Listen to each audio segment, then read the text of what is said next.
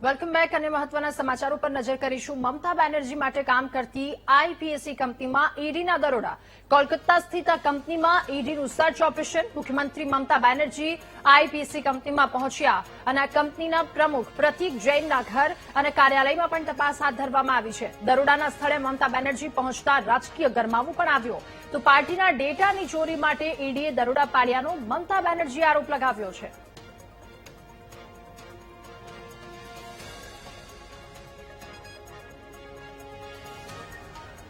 ત્યારે ભ્રષ્ટાચારનો આક્ષેપ દરોડાના સ્થળે મમતા બેનર્જી પહોંચતા જ રાજકીય ગરમાવો આવ્યો। મુખ્યમંત્રી મમતા બેનર્જીએ ઈડીની કાર્યવાહીનો વિરોધ કર્યો। તેમણે કહ્યું ડેટા ચોરી માટે આ કામ કરવામાં આવી રહ્યું છે। પાર્ટીના ડેટા ચોરી માટે ઈડીએ દરોડા પાડ્યાનો મમતા બેનર્જીએ આરોપ લગાવ્યો છે। પ્રતીક જૈનના ઘર અને ઓફિસ પર ઈડીએ દરોડા પાડ્યા। સર્ચ ઓપરેશન ઈડીનું ચાલી રહ્યું છે। આઈપીએસસી કંપની કે જ્યાં કંપનીના ડિરેક્ટર પ્રતીક જૈન છે તેમના ઘર ઓફિસમાં સર્ચ કામગીરી ચાલી રહી છે। ભ્રષ્ટાચારના કેસમાં ઈડીએ આ દરોડા પાડ્યા છે। જોકે મમતા બેનર્જી ત્યાં પહોંચતા જ રાજકીય ગરમાવો આવ્યો છે। રાજકીય પક્ષના ડેટા સંભાળવાનું કામ કરે છે અને દરોડાના સ્થળે મમતા બેનર્જી પહોંચતા જ રાજકીય ગરમાવો આવ્યો। તેમણે આક્ષેપ લગાવ્યો છે, ઈડીની કાર્યવાહીનો વિરોધ પણ કર્યો।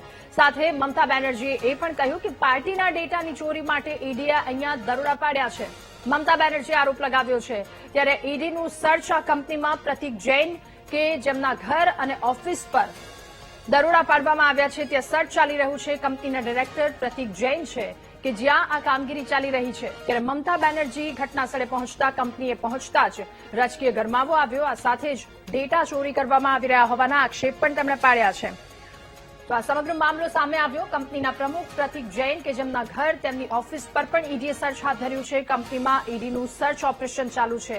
ભ્રષ્ટાચારની આ વાત અને આ કેસને લઈને તપાસ હાથ ધરવામાં આવી છે। મમતા બેનર્જી માટે કામ કરતી આ કંપની કે જ્યાં ઈડીના દરોડા પાડ્યા છે, કોલકાતા સ્થિત આ કંપનીમાં ઈડીનું સર્ચ ચાલી રહ્યું છે। મુખ્યમંત્રી મમતા બેનર્જી કે જેઓ આઈપીએસસી કંપનીમાં પહોંચ્યા અને આ કંપનીના પ્રમુખ પ્રતીક જૈન કે જેમના ઘરે અને સાથે તેમના કાર્યાલય પણ તપાસ કરવામાં આવી રહી છે।